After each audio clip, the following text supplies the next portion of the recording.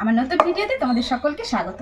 তো বন্ধুরা ভাবছো চাল নিয়ে কেন খেলা করছি না গো, চাল নিয়ে খেলা করছি না। চালটা ধুয়ে আর এই যে এখন একটু মেলে রেখেছিলাম, এখন শুকিয়ে গেছে। চালটা কিন্তু ভালো করে ধুয়ে নিয়েছিলাম, এখন কিন্তু চালটা শুকিয়ে এসছে। তো কি করব, চালটা ভিজিয়ে আবার শুকালাম কেন, একটু বাসন্তী পোলাও করবো।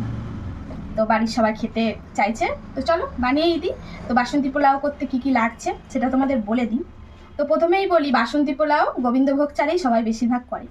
তো আমি এর আগে গোবিন্দভোগ চালেই করেছি, কিন্তু আজকে করব একটু সরু চাল, এই যে দেরাদুন রাইসের মতো। তো আমরা এটা ঘরেতেই ভাত খাই, তো এই চালেরই আজকে বাসন্তী পোলাওটা করবো। তো চল শুরু করে দিই। তো এখানে মোটামুটি 500-র মতো চাল আছে, 500 পুরো না হলেও 400 চাল আছে। এখন এর মধ্যে দিয়ে দেবো 1.5 চামচের মতন লবণ, স্বাদ অনুযায়ী দেবে, এখন দিচ্ছি, পরে লাগলে আবার দেবো। তো লবণটা দিলাম। এখন কিন্তু একটু বেশি করে আমি হলুদটা দেবো, 1 চামচ আর এই 2 চামচ, কারণ হলুদটা না দিলে না এর কালারটা আসবে না। এই হলুদের মানে কালারটাই বাসন্তী পোলাও লাগবে। এবার অনেকে ফুড কালার দেয়, যেহেতু ঘরে খাবো কেন ফুড কালার দিতে যাবো বলো। তো এখন এর মধ্যে আমি 2 চামচ চিনি দিয়ে দেব। তো 2 চামচ চিনি এখন দিয়ে দেব আদা। তো এখানে আমি 1 চামচ আদা দিয়ে দিলাম। আর গরম মশলা বেটে রেখেছিলাম, দেখো শুকনো করেই বেটেছি, 1 চামচ মতন দিয়ে দিলাম। তো এই হচ্ছে মশলার মধ্যে দিলাম। আর এখন এর মধ্যে কিন্তু দেব মেন জিনিস, না দিলে নয়, এই যে ঘি। তো এখানে আমি 2 চামচ মতো ঘি দিয়ে দেব। তো এই যে 2 চামচ ঘি দিয়ে দিলাম। তো এখন এটা ভালো করে একসঙ্গে চালের সঙ্গে কিন্তু মেখে নেব। আর একটু হালকা হাতে মাখতে হবে, কারণ যেহেতু চালটা ভিজে ছিল তো আর শুকিয়েছি, চালটা কিন্তু নরম, মানে অল্প বেশি চাপ দিলে ভেঙে যাবে। তাই হালকা হাতে কিন্তু এটা ভালো করে এই চালের সঙ্গে মাখিয়ে নেব। তো সমস্ত মশলা টশলাগুলো একদম চালের সঙ্গে ভালো করে মাখিয়ে নিয়েছি, দেখো তো একদম সুন্দর করে মাখিয়ে নিয়েছি। এখন এটাকে কি করব, 8 ঘন্টা এটাকে রেস্টে রেখে দেবো ম্যারিনেট অবস্থায়। তো আধা ঘন্টার মতন এটা ম্যারিনেট করে রেখে দিয়েছিলাম। আর এখন এদিকে মানে কড়াটাও বসিয়ে দিয়েছি, তো কড়াটা এবারে গরম হোক। তো কড়াটা গরম হয়ে গেছে, তো এখন আমি আবারও ঘি দিয়ে দেব। তোমরা চাইলে এই সময় সাদা তেল দিয়েও করতে পারো, তো আমি এখন একটু ঘি দিয়ে দেব। তো 2 চামচের মতন ঘি দিয়েছি, আর এখন ভালো করে কড়ার গায়ে ভালো করে লাগিয়ে দিচ্ছি। আর এখন দিয়ে দেব গোটা গরম মশলা, দারচিনি, এলাচ আর লবঙ্গ। আর এখন দিয়ে দেব কাজু আর কিশমিশ। তো কাজু আর কিশমিশটা ভালো করে ভেজে নিয়েছি এতে। এখন কিন্তু এর মধ্যে চালটা দিয়ে দেবো। তো এই সময় গ্যাসটা কিন্তু একদম খুব জোরে রাখবে না, তাহলে পুড়ে যেতে পারে। তো এখন এইবারে এই চালটা একটু ভালো করে ভাজতে হবে, বেশ অনেকক্ষণ ধরে ভাজতে হবে। কিন্তু এই ভাজাটাই কিন্তু না ভালো করে ভাজলে এই হচ্ছে বাসন্তী পোলাওটা কিন্তু ঝরঝরে হবে না। তাই এই চালটাকে বেশ অনেকক্ষণ সময় দিয়ে ভাজতে হবে। তো চালটা ভালো করে ভেজে নিয়েছি, প্রায় 10 থেকে 15 মিনিট ধরে এটাকে ভালো করে তোমরা ভাজবে। আর এই সময় কিন্তু গ্যাসটা একদম জোরে রাখবে না, তাহলে কিন্তু পুরো পুড়ে যাবে।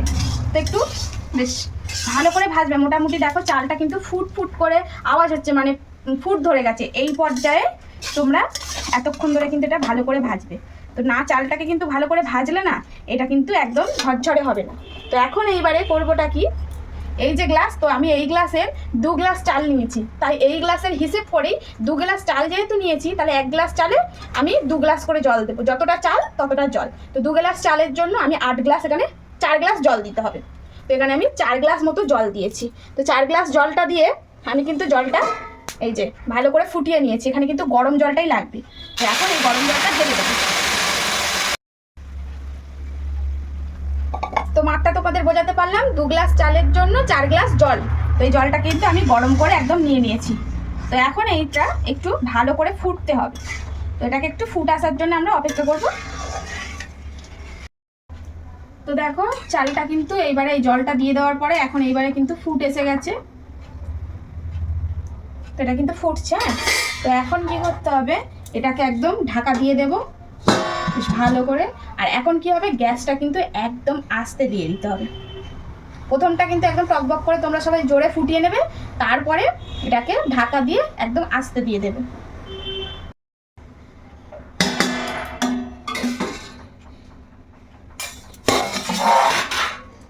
প্রায় 15 মিনিট মতন এটাকে ঢাকা দিয়ে রেখে দিয়েছিলাম।